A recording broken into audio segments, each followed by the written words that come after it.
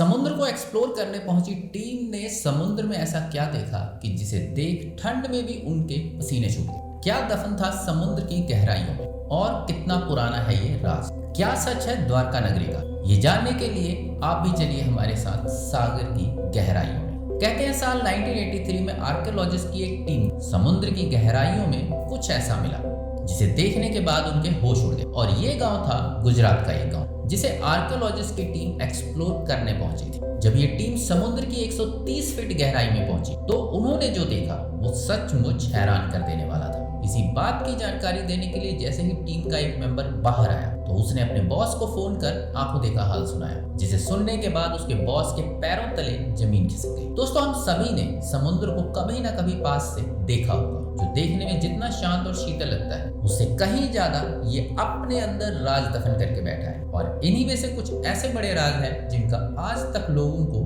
पता ही नहीं। ऐसे ही एक राज से आज हम पर्दा उठाने के लिए आए। सालों पहले कुछ खोजने की कोशिश की गई जिसके बारे में किसी को नहीं पता था। दरअसल जिस अवशेष की हम बात कर रहे हैं ना तो वो किसी शिप के अवशेष हैं, ना ही किसी डायनासोर के, बल्कि एक भरी पूरी नगरी थी जो देखने में बहुत खूबसूरत थी। उस नगरी की कुछ ऊंची ऊंची दीवारें और उस पर की गई नक्काशी ये बयां कर रही थी कि कोई भव्य महल रहा हुआ जिसकी खूबसूरती के आगे मॉडर्न सिटीज भी फेल। और जब इन सैंपल्स की कार्बन डेटिंग की गई तो पता चला कि ये पत्थर महाभारत काल से जुड़े हुए हैं। ये जानने के बाद आर्कियोलॉजिस्ट को ये समझते देर नहीं लगी कि ये नगरी कोई और नहीं बल्कि श्री कृष्ण की द्वारका नगरी ही है, जिसे स्वयं श्री कृष्ण ने समुद्र किनारे बनाया था। लेकिन अब सवाल ये उठता है कि टीम को जो नगरी समुद्र के किनारे मिली है वो असल में द्वारका नगरी है, इसका क्या सबूत है? क्योंकि जहां तक हम जानते हैं द्वारका नगरी अरब सागर पर बसा एक शहर है जिसे तीर्थ स्थलों में गिना जाता है, जो भगवान विष्णु की नगरी कहलाता है। और आज भी यहाँ हजारों की संख्या में लोग श्री कृष्ण की पूजा करने आते हैं। अगर द्वारका ये है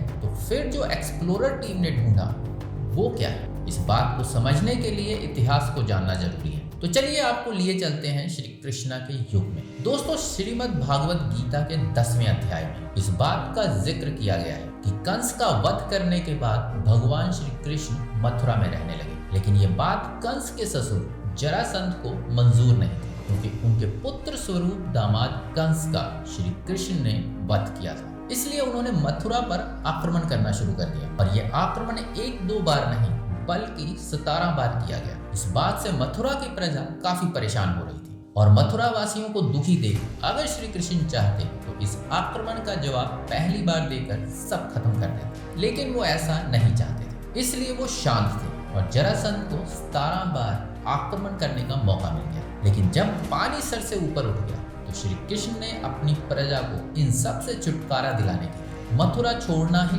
ठीक समझा। इसलिए वो अपने परिवार और पूरी प्रजा को साथ लेकर अरब सागर के किनारे पहुंचे। यहाँ पहुंचकर उन्होंने समुद्र देव की उपासना की। श्री कृष्णा की उपासना से प्रसन्न होकर समुद्र देव ने उन्हें समुद्र के बीचों बीच उन्हें 153 किलोमीटर की धरती दी। तब श्री कृष्णा के आदेश पर भगवान विश्वकर्मा ने एक भव्य और विशाल नगरी का निर्माण किया, जिसे द्वारका नगरी का नाम दिया गया। इस नगरी में ऊंची ऊंची दीवारें, बड़े बड़े दरवाजे, तालाब, बगीचे, सोने का महल, सब कुछ बहुत ही खूबसूरती से बनाया गया था। यहाँ पर श्री कृष्णा ने परिवार सहित यादव वंश को बसाया और सब कुछ ठीक होने के बाद श्री कृष्णा मथुरा पहुंचे, जहाँ उन्होंने जरासंध के साथ युद्ध किया और युद्ध में जरासंध मारा गया। इसके बाद कृष्णा वापस अपनी नगरी द्वारका लौटे और अपने परिवार के साथ रहने लगे। लेकिन वो कहते हैं ना, सुख के पीछे दुख और दुख के पीछे सुख आता ही है। ऐसे में श्री कृष्णा भी भला कैसे बच सकते थे? कुछ समय बाद ही पांडव और कौरवों के बीच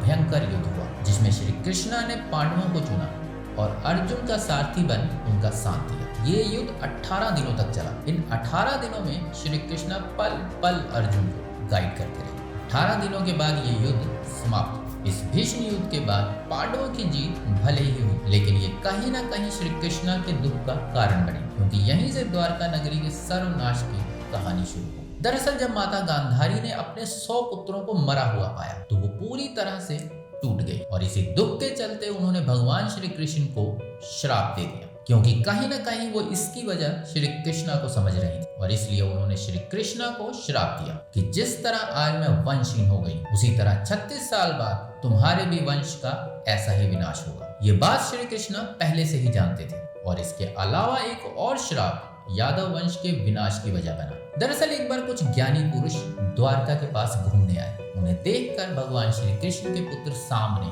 अपने दोस्तों के साथ मिलकर एक स्वांग रचा। उसने एक गर्भवती स्त्री का वेश बदला और साधु के पास पहुंच गए और उनसे अपने होने वाले बच्चे के बारे में पूछा। दिव्य पुरुषों ने अपने साथ होने वाले मजाक से क्रोधित होकर उसे श्राप दे दिया कि वो एक लोहे के मूसल को जन्म देगा जो आगे चलकर यादव वंश के विनाश का कारण बनेगा। इस तरह श्री कृष्ण की द्वारका नगरी को एक बार नहीं बल्कि 2 बार श्राप का सामना करना।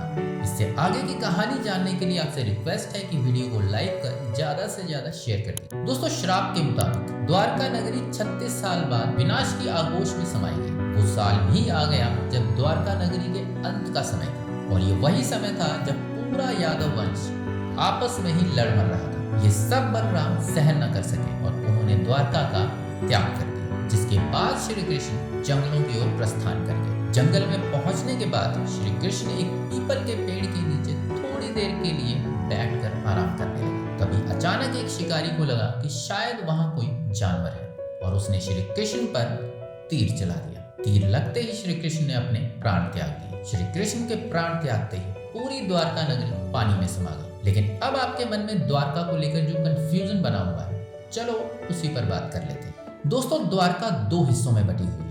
एक है द्वारका और दूसरी है बेट द्वारका, जो समुद्र के किनारे बसा हुआ एक छोटा सा शहर है। लेकिन इसके बारे में लोगों को तब तक कुछ नहीं पता था जब तक इसकी खोज नहीं हुई, क्योंकि काफी सालों तक तो ये अस्तित्व में थी ही नहीं। और उसके पीछे एक वजह ये भी थी कि इसका जिक्र सिर्फ पुराणों में ही हुआ था और ऐसा कोई प्रूफ भी नहीं था जिससे ये साबित हो सके। पौराणिक कथाओं में जिस खूबसूरत नगरी का जिक्र किया गया है वो यही है। लेकिन 1930 में जब अरब सागर को एक्सप्लोर किया गया तब वहां पर कई ऐसे प्रूफ नजर आए जो कहीं ना कहीं द्वारका नगरी से जुड़े थे।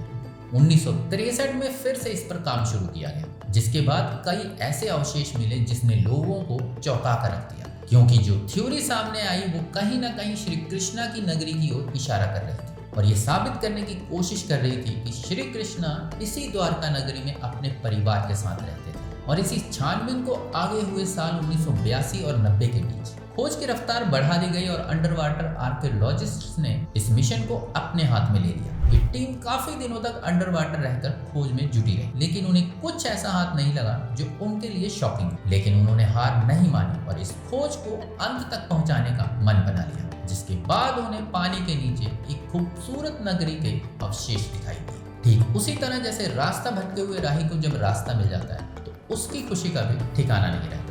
इन अवशेषों को बारीकी से जांचने के लिए इकट्ठा करें, क्योंकि जब तक प्रूफ नहीं होता है तब तक किसी बात को साबित करना संभव नहीं है। और इस बात का पता लगाने के लिए ये वाकई श्री कृष्णा की द्वारका नगरी उन पत्थरों की रिसर्च शुरू कर दी और इस काम के लिए उन्होंने कार्बन डेटिंग का सहारा लिया। बता दें कि कार्बन डेटिंग वो होती है जिसके द्वारा 50,000 साल पुराने किसी भी अवशेष को बताया जा सकता है। इसी प्रोसेस को फॉलो करते हुए जब उन पत्थरों पर कार्बन डेटिंग करवाई गई, पता चला कि ये पत्थर महाभारत के युग के।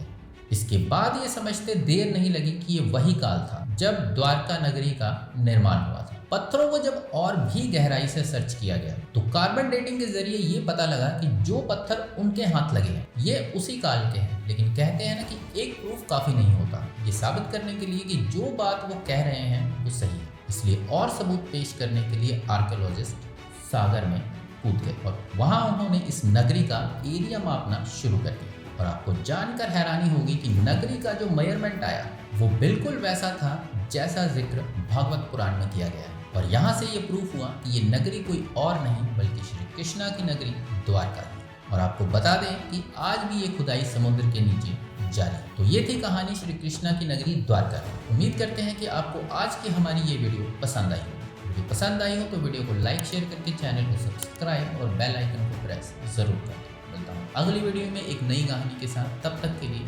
नमस्कार।